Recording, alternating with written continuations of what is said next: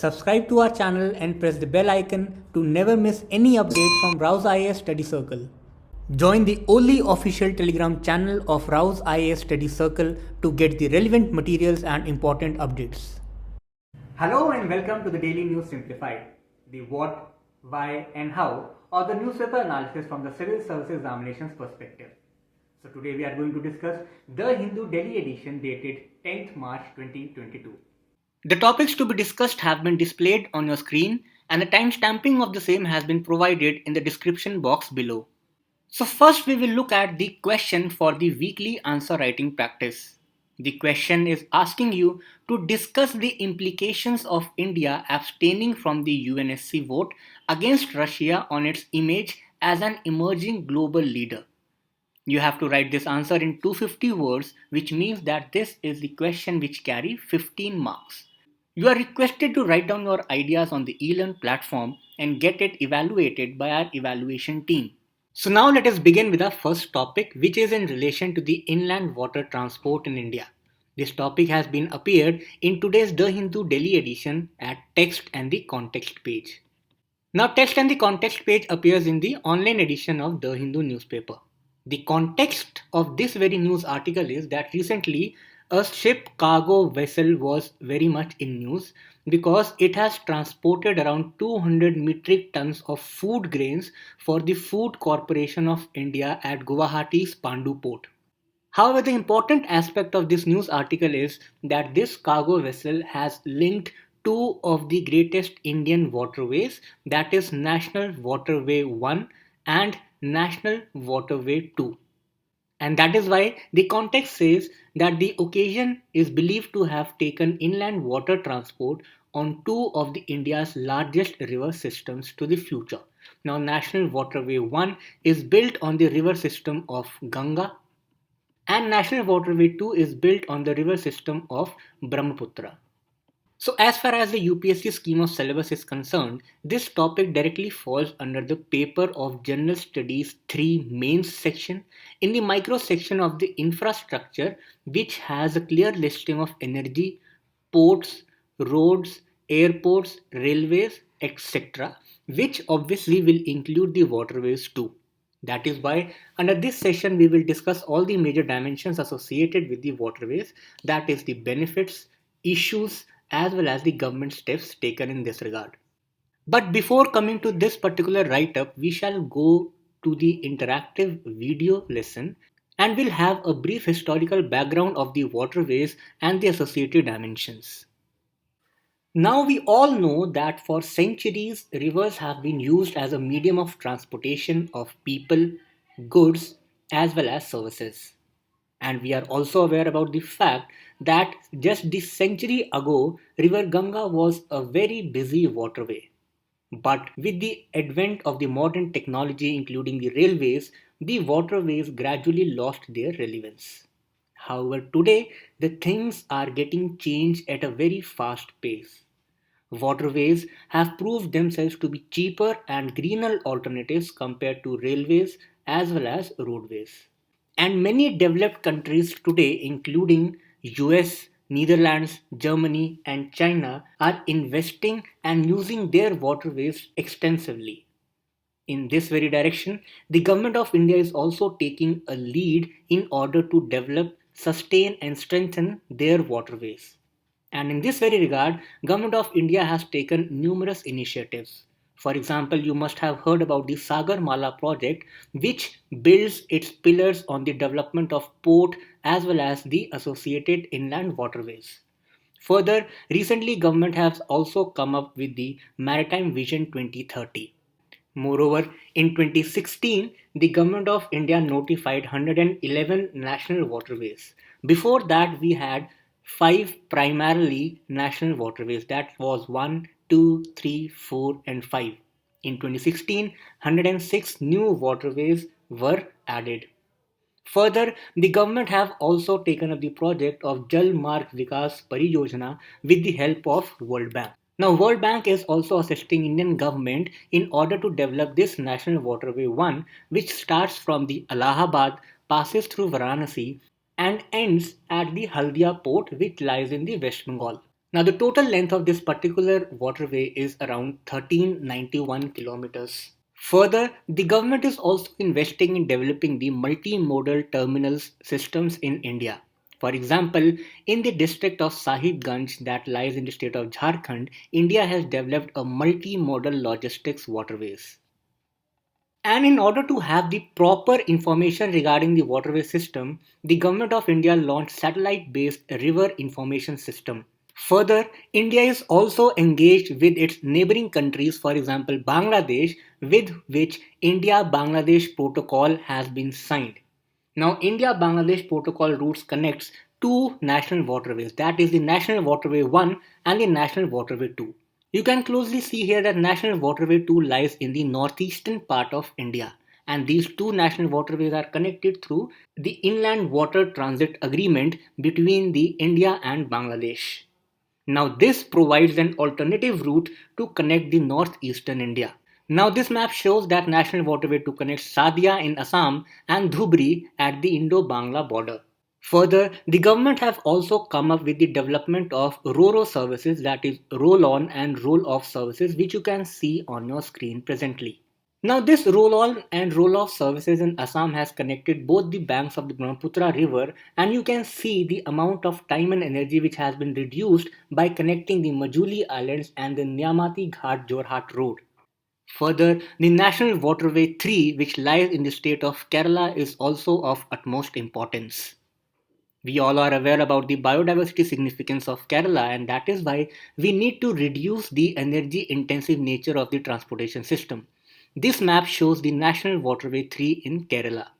Now, out of all the notified 111 national waterways, 36 waterways have been studied intensively in order to have the required information of those particular waterways. And the work of the infrastructure development on almost 8 waterways have already been taken place.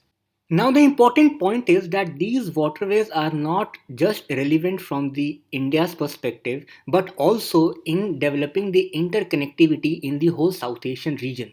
For example, other than the Indo-Bangladesh cooperation, India is also in cooperating mode with the state of Myanmar. Now, as you can see here that the Kolkata and Haldia port are being connected to the Sidwe port of Myanmar, through which with the help of the Kaladan river, the state of Mizoram will be connected. And this is how India is planning to connect its northeastern part via its mainland with the help of waterways. Now we shall analyze this whole topic in the form of a flowchart. First of all, we need to understand that why India is investing so much in its waterways. India is investing so much in its waterways because of its multiple benefits. First, we have already seen in the interactive video that the waterways are the cheaper and on the same hand greener sides of modes of transportation. That means that the per unit cost of operating the waterways compared to the railways as well as roadways is on the lower side. Moreover, the per unit emissions which these waterways give are far lower compared to roads as well as rails. Now, the second benefit which is expected out of the development of these huge infrastructure projects is that it will result in the generation of huge employment. Moreover, it will also boost the India's tourism and hospitality sector. Further, because we all know that waterways are built on the strong pillars of containers, vessels, ships, associated link roads, etc. So that is why this all thing will require a huge amount of, let's say, steel, coal, energy, cement, bricks, etc. So, in a way, development of these huge infrastructure projects will lead to strengthening and boosting of India's manufacturing base also and will help India towards the goal of Atmanirbharta.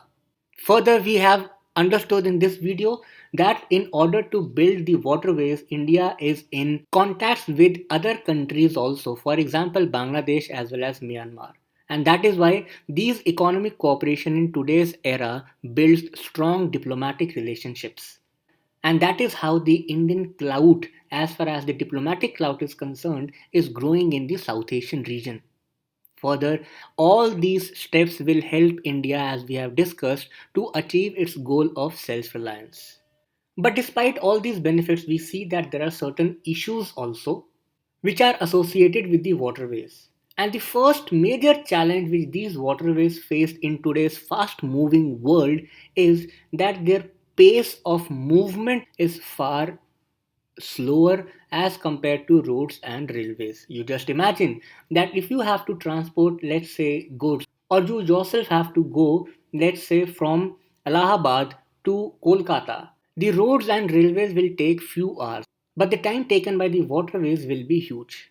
The second important natural challenge is the vast rugged topography. We all know that India has a highly uneven topography. For example, this particular region have high and hard peninsular blocks which are difficult to dug upon in order to build the canals through which these rivers can pass and the ships can trespass. But these are very hard rocks. Further, as far as this particular region is concerned, that is the state of Himachal Pradesh, Uttarakhand, Sikkim, Arunachal Pradesh, or the northeastern hilly states, these are hills whereby it is almost impossible to build the waterways. So that means that because of the highly uneven topographic nature of India, the waterways have a natural restriction and limitation that they can be built only in the plain areas, that is the Gangatic plains, the Brahmaputra plains, as well as the coastal deltas. These waterways cannot be built across all the land which is available with India. And that is why these waterways also fail to provide end to end connectivity, because the waterways will be restricted to the stretch of the rivers. For example, you have reached till this point and you have to move towards this point, then you have to depend on road or railways to connect both these points. And that is where the role of RoRo services come into play. And here lies an important point. The important point is that we should not be dependent only on one mode of transportation. That is where the concept of multimodal logistics come into play. The multimodal logistics stands that we should build and integrate multiple modes of transportation, that is the rail, road, airways, as well as waterways. The next important issue is the potential damage to the aquatic ecosystem. Because when the ships will continuously move in the rivers because of their sound, because of the introduction of their ballastic waters, multiple invasive species can be transported from one place to another. And the release of their ballast water and these invasive species can hurt the ecosystem up to a huge extent. Further, there are always the chances of accidents as well as the oil spill. And the last, again, major challenge is the river flows. Now we know that the rivers of the peninsular India are seasonal in nature, which is mainly relevant on the monsoonal waters. But again, we also know that the monsoon in India is highly erratic as well as uneven in nature. So that means that the river flows are not continuous and the discharge in those rivers fluctuate up to a huge extent as per the season. And almost similar challenges which are faced by the northern river also. Though the northern rivers are perennial in nature, still up to a huge extent they are also fed with the monsoonal waters as well as the glacial waters. Now in the backdrop of climate change and the growing erraticity of the monsoon, the glaciers are also melting. So now the question is hovering around the long-term sustainability of these waterways. So these are certain issues which are associated with the waterways development. And in order to cope up these issues, the government of India has taken multiple steps. We have already discussed these steps in the video session, but I am again repeating it for you people just to memorize these steps now and now only. The first step was that India passed the National Waterway Act 2016, through which it notified 111 national waterways. Further, in order to tackle the challenges of the accidents as well as the collision, the government of India has developed the river information system, which uses the network of satellites in order to have all the information which is required. The third, with the help of the World Bank, India is also engaged in the development of the National Waterway 1, that is the Jal Marg Vikas Pariyojana. Further, with the help of the Maritime Vision 2030 as well as the Sagarmala project, India is integrating the inland waterways with its port facilities in order to develop a strong multimodal connectivity. Further, as we have already discussed, that India is also engaged in international cooperation with these countries of Bangladesh as well as Myanmar in order to overcome the geographic challenge of lack of connectivity between India's mainland as well as the India's northeastern part. So these are the major dimensions that it the benefits, challenges as well as the government steps as far as the India's waterways are concerned. So now let us move on to our next topic. Now this topic is very interesting because it provides you with a very different perspective of water conservation and management. This topic has appeared in today's newspaper at page number 6, and this topic reads: Water management needs a hydro-social approach. As far as the UPSC scheme of syllabus is concerned, this topic falls under the General Studies paper 3 section of conservation and environmental pollution. Now, the theme of environmental conservation and pollution is very important as far as the prelims as well as mains is concerned. For example, in 2013, the question was asked with regard to the national water policy of India, and the question read that enumerate the national water policy of India. Taking the river Ganga as an example, discuss the strategies which may be adopted for the river water pollution control and management. Similarly, in UPSC 2019, the question was asked in relation to the concept of the carrying capacity of an ecosystem as relevant to an environment. You were asked to explain that how the understanding of this particular concept is vital while planning for sustainable environment. Now, on similar lines, the question can be asked with regard to the concept of the hydro-social approach directly, or even in the indirect questions which are related to the water conservation or management, you can use this approach, you can mention this particular approach as a new idea, as an innovative principles in order to conserve the water resources. So that is why in today's brief session, we will discuss that what do you exactly mean by hydro-social approach. Now, this is the basic schematic of the water cycle, which is only based on the hydrological principles. You all are aware about this water cycle or the hydrological cycle. For example, the water enters to the Earth's atmosphere as well as the Earth's surface through the precipitation, as well as the water on the Earth also comes through the snow melt or the snow melt runoff of the glaciers which are present in the higher reaches. Similarly, the melting of the permafrost also provides the input to the Earth's surface of the fresh water.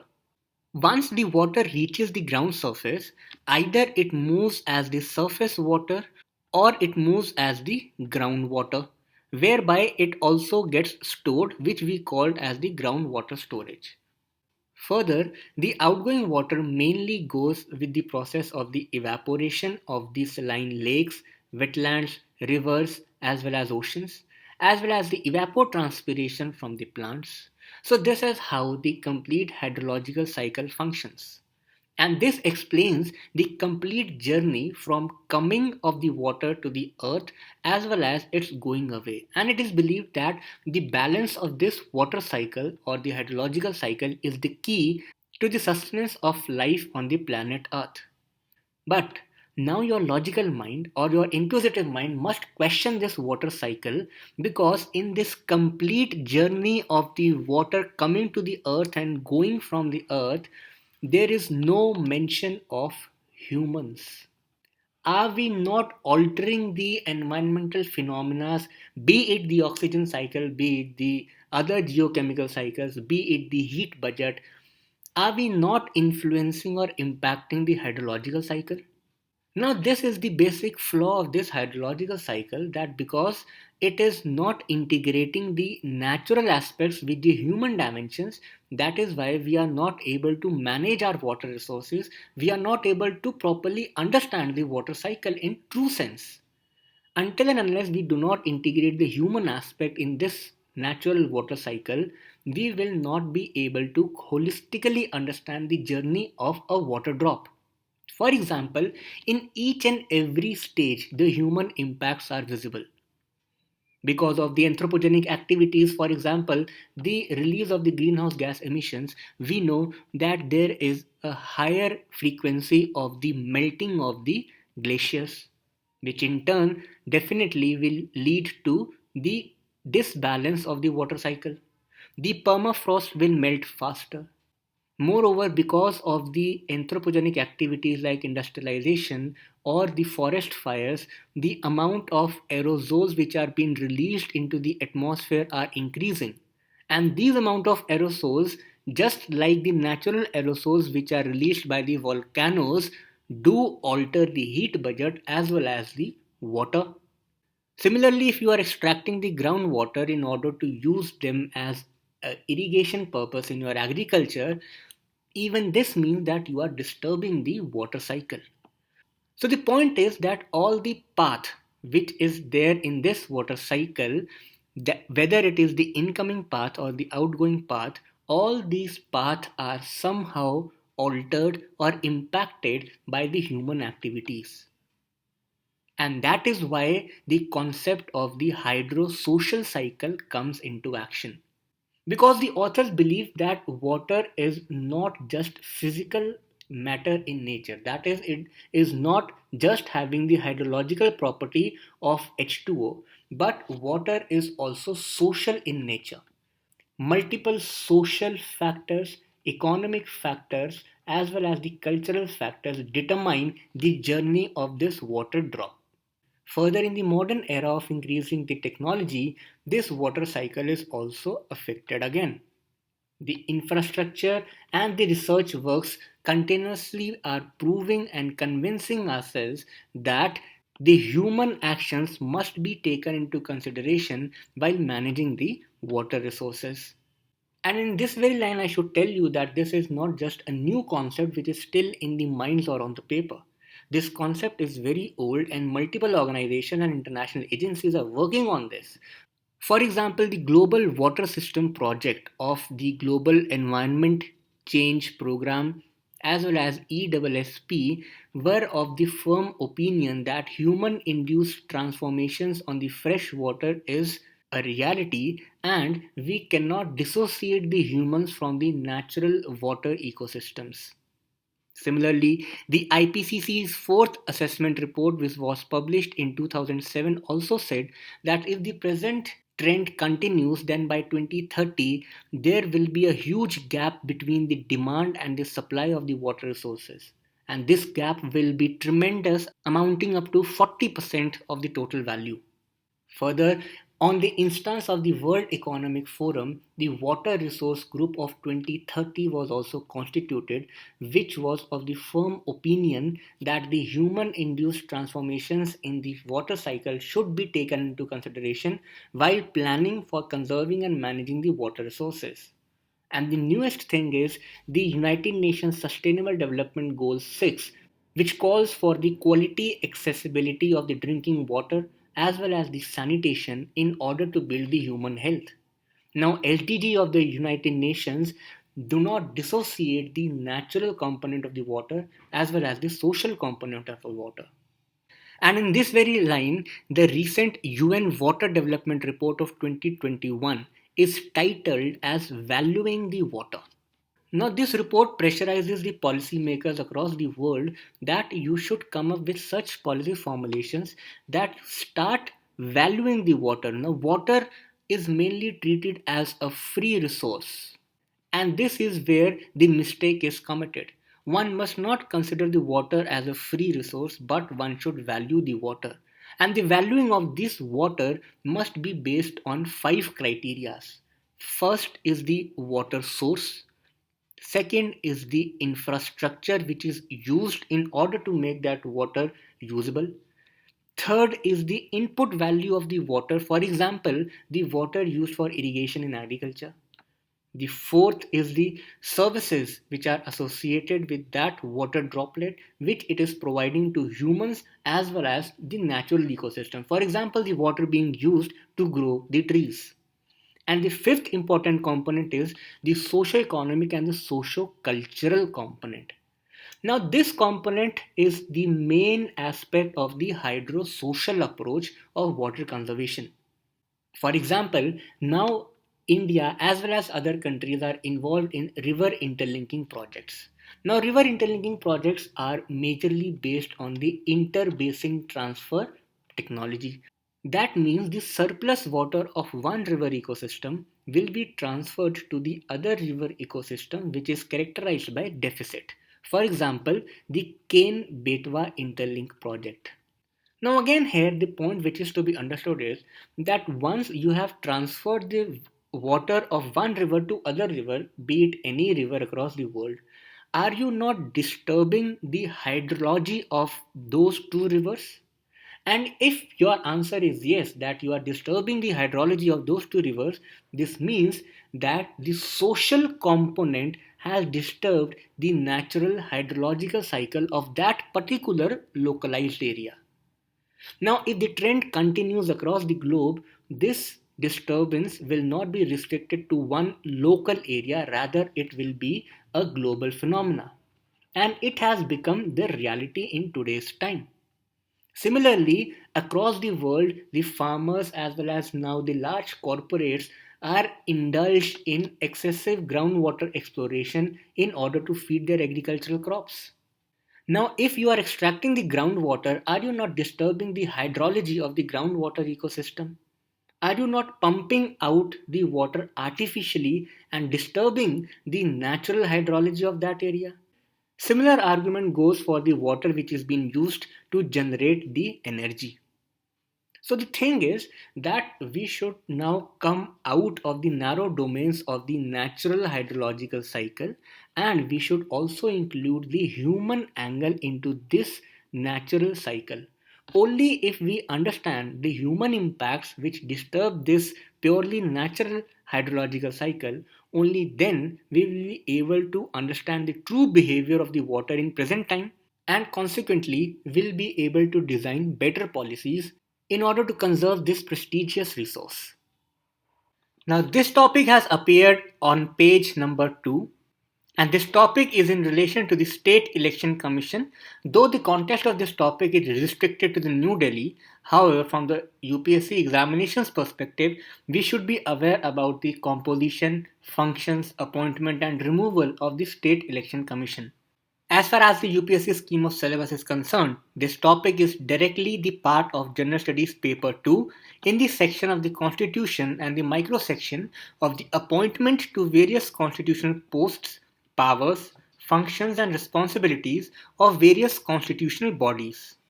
Now we know that election commissions are the constitutional bodies, and that is why in today's session we will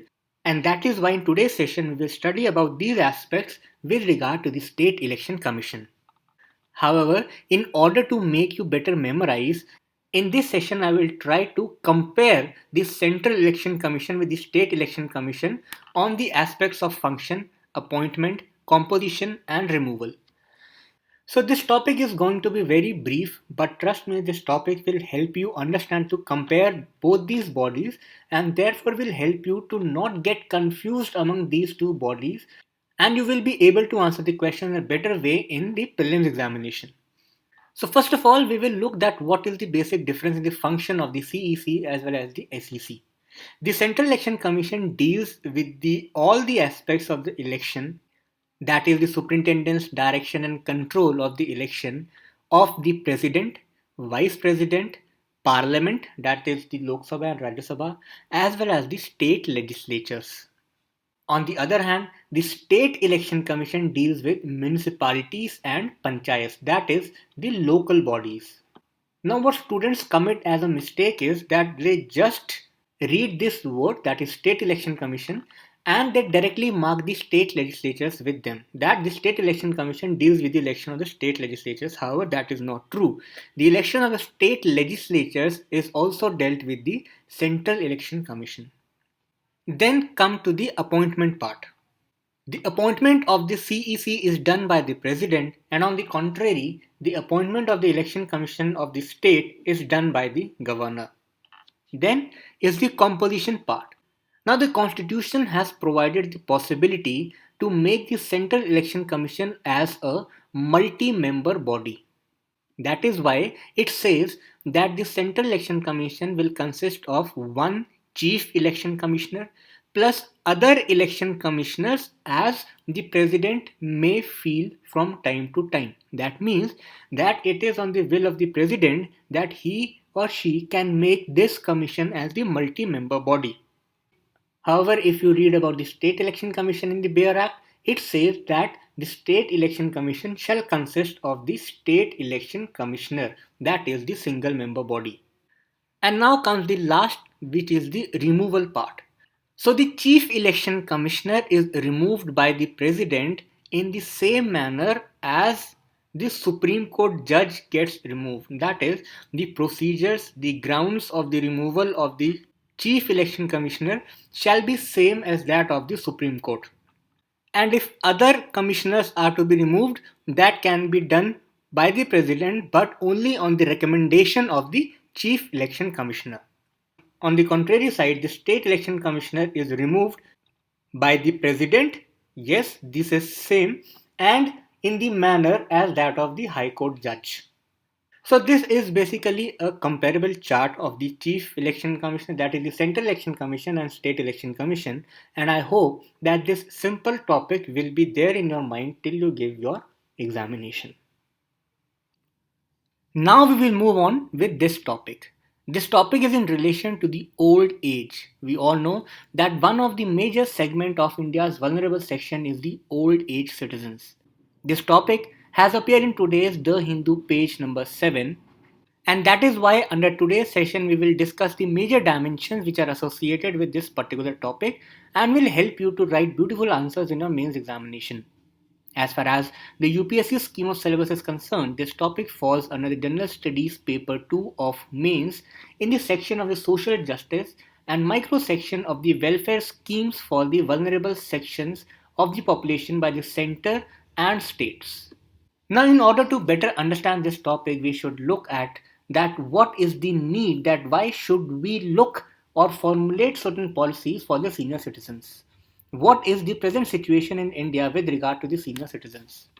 First of all, we all know that India is in the third stage of demographic transition theory, which means that we are undergoing the demographic change and we are moving towards the stage 4. This means that the TFR, that is the total fertility rate. Now, what do you mean by total fertility rate? In simple language, the TFR is the average number of children which a woman of reproductive age in India is expected to produce. So we all know that the TFR is decreasing. That means that the average number of children per woman is decreasing.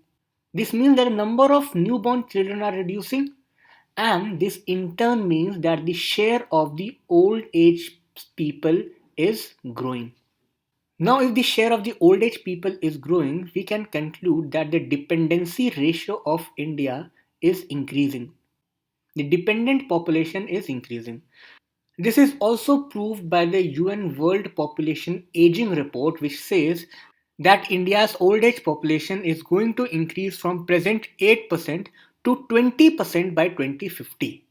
That means 20% among all the citizens in India will be the old age people. The second important aspect is that the nuclearization of the family is increasing. Because of the urbanization and better employment opportunities in cities, the youth are moving from rural areas towards the cities, leaving the family members, especially the old members, behind. And those old members are left without any adequate support. And that is why the government must come up with certain schemes in order to support the old age people which are left behind. The third important aspect is that the non-communicable disease burden in India is growing. According to the Ministry of Health and Family Welfare, there is an increase in the contribution of the non-communicable disease from presently 30% to 50% of the total disease burden with respect to the disability adjusted life years. So if the non-communicable disease burden is also increases, this in turn pressurizes the government to formulate such policies which can be helpful and sustain our old age population. Further, we all are aware about this fact that presently our infrastructure is not elder friendly and the regulations of the existing old age homes is not up to the mark. And that is why in order to fulfill these needs, government in recent years has taken multiple steps. For example, government came up with the Rashtriya Vayoshri Yojana to provide the physical aids and assisted living devices for such senior citizens suffering from age-related disabilities who belong to BPL category. Now, this is very important that this scheme catered to those senior citizens who were in the BPL category. And the scheme aimed at providing the physical aids and assisted living devices to them. The second important step in this direction is the Indira Gandhi National Old Age Pension Scheme, which is a non contributory scheme and provides the monthly income for the citizens or to the refugees who are above 60 years and have no other source of income. The third is the pension scheme named as Pradhan Mantri Vay Vandana Yojana, which is exclusively for the senior citizens aged 60 years. Now, the Indira Gandhi National Old Age Pension Scheme was for senior citizens as well as refugees. Pradhan Mantri Vay Vandana Yojana is exclusively for the senior citizens aged 60 years and above. This scheme provides an assured rate of return also every year. The next important step is in a form of a web portal. The short form is SAGE, which stands for Senior Care Aging Growth Engine Initiative. Now, the SAGE portal is the one-stop access of elderly care products and services by credible startups. This means that government is integrating the private ecosystem, that is the new startups, in order to support our old people. These startups will cater to multiple services, for example, food and wealth management, legal guidance, housing, care centers, technology access, health, etc. The next thing is the Senior Citizens Welfare Fund. Now, the government has planned that all the unclaimed money which is lying under, for example, small savings scheme, employees provident fund, public provident fund schemes, life and non-life insurance schemes, all those unclaimed money which is lying in all these areas will be transferred to the Senior Citizens Welfare Fund, and obviously then that fund will be used for the betterment of the life of senior citizens.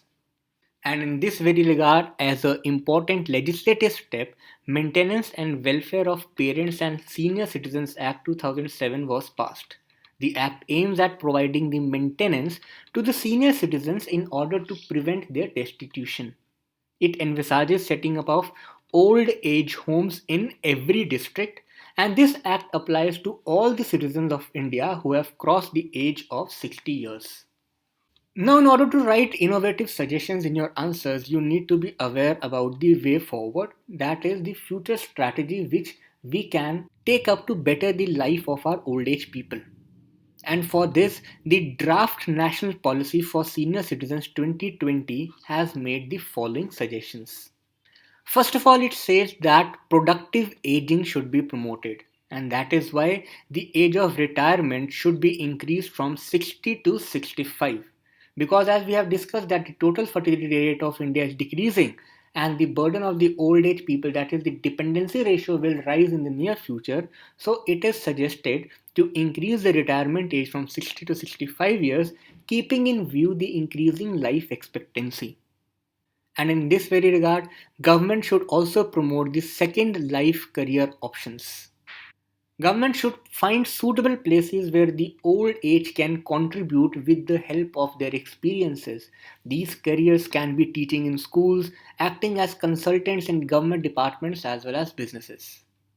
The next important aspect is the promotion of the multi-generational and intergenerational bonding. And that is why this particular policy says that if these children want the inheritance rights, then they must have to take care of the senior citizens. And that is why the Maintenance of the Senior Citizens Act should be amended in this direction. In order to promote the economic security and pension, the senior friendly tax structures must be made.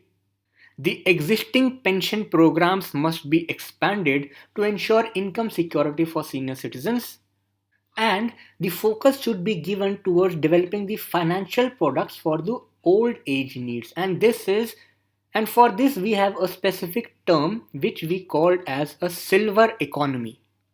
Further, the policy also suggests that the startups which are working in developing the tools for elderly need to be promoted. The applications for the old age population must also be developed. So that was all in relation to our old age population. Under this session, we have discussed that why is it a need for government to come up with certain policies, because the population structure of India in present time is going a rapid transformation. And in this very regard, then we looked at the government steps which are recently being taken in order to support the old age population. And in the end, we discuss that what can be our suggestions in order to further support our old age citizens. Elderlies have cared for our current generation. It is our duty to care for them. This will lay the foundation of sustainable society based on ethics of care. So now is the time for the question of the day. The question from the yesterday's DNS is in front of your screen. The question said that the Spangpur So Lake is the salt water lake close to the border area in Ladakh, and the statement 2 said Pangong So Lake is the terminal lake and is the world's highest salt water lake. Now you have to find the correct statements out of the given two statements, and both the statements are correct, and that is why option C is the correct answer. The question from today's DNS is in relation to the Election Commission. There are four statements given and you have to find the correct statements out of the given four statements. All the four statements is in relation to the functions of the Election Commission. The statement 1 is Superintendent's direction and conduct of free and fair elections. Statement 2, preparation of the electoral rolls for all elections to the Parliament, state legislatures, office of President and Vice President. Option C, giving recognition to political parties and allotting the election symbols to the political parties and individuals contesting the elections. And statement 4, proclamation of the final verdict in case of election disputes. You have to find that which among these four given functions are the correct functions of the Election Commission of India.